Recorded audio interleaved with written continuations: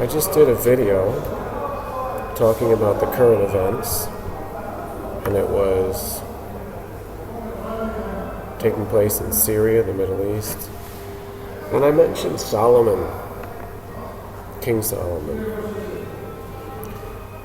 since he was dealing with those areas in his time, circa about 970 BC, or before the Common Era. So we're talking about almost 3,000 years ago. And I'm sorry about the background noise, but there's nothing I can do about it. So just peruse the visuals I'm going to give you here of the websites that I'm on.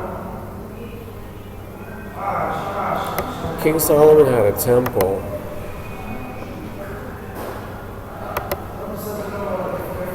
and it was called the first temple because there were more temples after that.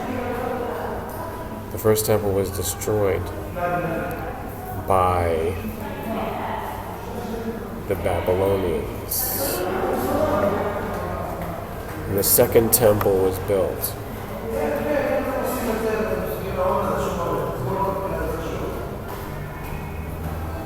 The second temple was rebuilt.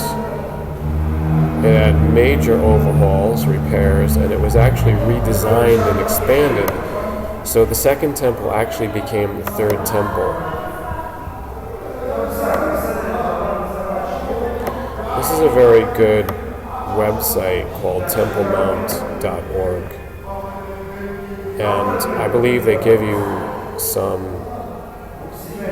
decent facts here, like accurate facts, and they give you designs of the layout, the floor plan, oriented to the compass points. North is on the top. So what's traditionally known through any of the records is that there was a place which was a fortress constructed to the north of the temple, and that was the second temple. The first temple, however, did not have a fortress, the Antonia fortress. It did not have a fortress. In fact, we should go back and study what is the first temple, Beit HaMikdash. It is Beit HaMikdash, the Hebrew word for the Holy Temple. It was a replacement, an evolution or development of the tabernacle. So the tabernacle was a tent, but it had a central chamber inside of it where the Ark of the Covenant was kept. Remember back in the days of the 1980s, there was the Raiders of the Lost Ark. Steven Spielberg did that movie starring Harrison Ford because the Ark of the Covenant of Moses and of King Solomon supposedly became lost. Well, actually it did become lost. It was lost, but it may have been taken away for safekeeping to a place in Africa. Anyhow, there's too much noise here. I'm just going to show you so you can read and look at what's on the screen.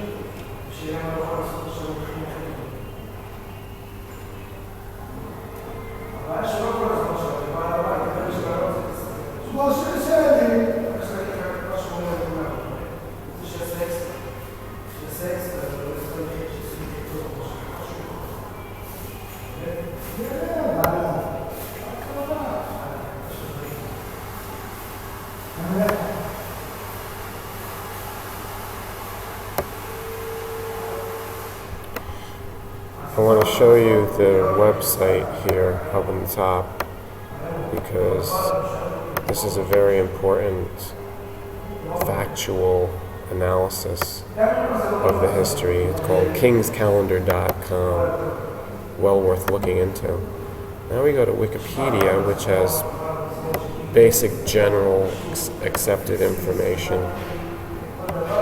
And what's interesting about the Solomon entry on Wikipedia is the paintings that they give from the different times of artists and painters, putting it into their context.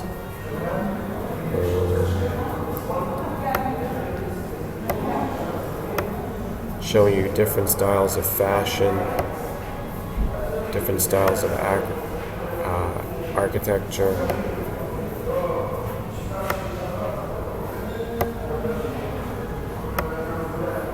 Now, here you have a rendition by an artist thousands of years later showing or depicting Queen of Sheba. Now,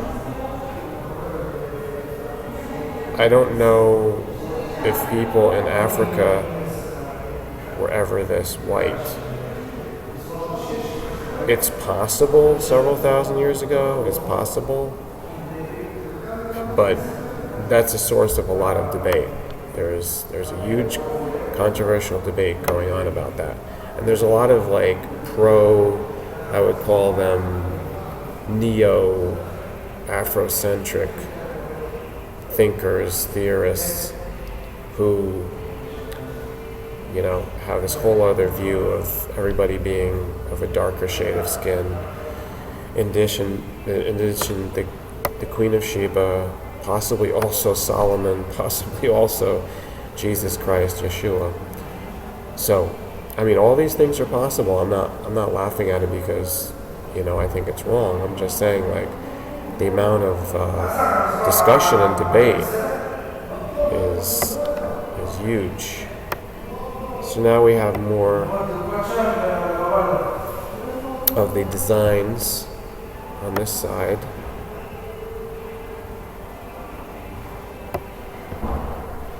Okay, let's move on to another. This is Poem Hunter. We just have a little bit of a little blurb on King Solomon there. Now these are biblical timelines which are based on the Christian kind of way of thinking, and they give you this huge poster here which looks really cool, and they tell you about King Solomon from what they call the Old Testament. And this is the Torah, the word Hashem, and this is Tanakh. The Tanakh is the books. And the Greek way of saying it, Greek philosophy and Greek knowledge, is the Pentateuch, which is roughly translated as the major 5 books. Penta standing for 5. Pentagram, pentagon. And they give you a history here. So this site is called Amazing Bible Timeline. Pretty interesting also. And here's another type of a timeline talking about the 3 kings: Shaul, David, and Shlomo, Solomon. And they give you the high points of the most important things that happened in a list here, a tabular list. Now, this site is also a little bit more interesting and more complex. Well, I wouldn't say more complex, they just give you more details, and it's called BibleHub.com. It'll give you a list form of a calendar, chronologically starting in 400 BC, which according to the Hebrew calendar is the year 1, the first year. And that would be here, the creation.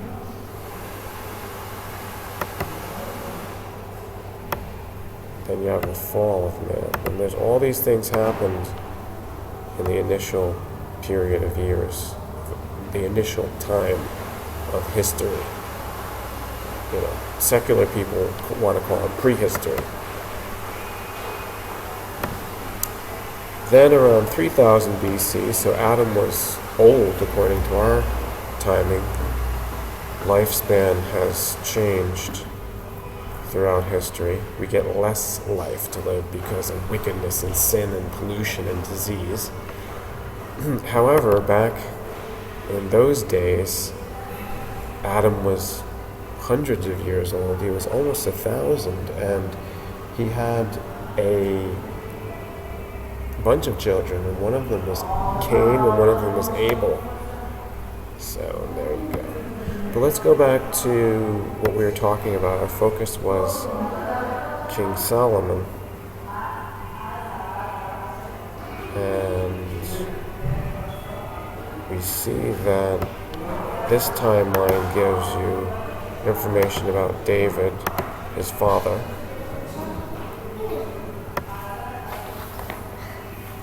Finally, I have some people meeting me.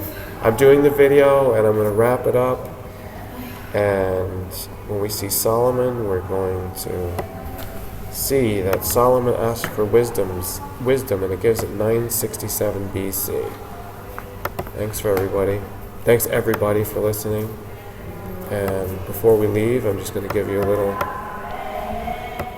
snippet of astrology, because King Solomon was adept at astrology, and it's something that I've always promoted since the beginning of time. The planets are said in the Bible to give us signs. They're to give us a framework for when to do things, even the holy days. It's based on that. The moon, the sun, and all the other planets.